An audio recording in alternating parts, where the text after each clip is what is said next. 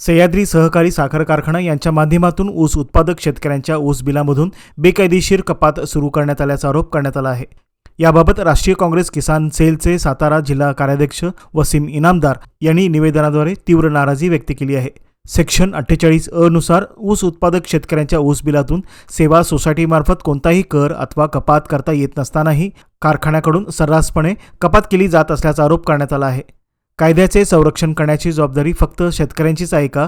साखर कारखान्याकडून उघडपणे कायदा मोडला जात असताना त्यांच्यावर कारवाई का होत नाही, असा सवालही यावेळी उपस्थित करण्यात आला। ऊस बिलातून कपात केलेली रक्कम त्वरित परत करावी व बेकायदेशीर कपात तात्काळ थांबावी, अन्यथा सातारा जिल्हाधिकारी कार्यालयावर सर्व ऊस उत्पादक शेतकऱ्यांना सोबत घेऊन राष्ट्रीय काँग्रेस पक्ष सातारा जिल्हा किसान सेलच्या वतीने ठिय्या आंदोलन करण्यात येईल, असा इशारा यावेळी देण्यात आला आहे। कायदा व सुव्यवस्था प्रश्न निर्माण झाल्यास त्याची संपूर्ण जबाबदारी प्रशासनाची राहील, असेही स्पष्ट करण्यात आले। यावेळी सुषमा राजे घोरपडे, आनंद जाधव, सादिकबाई बागवान आदी शेतकरी उपस्थित होते।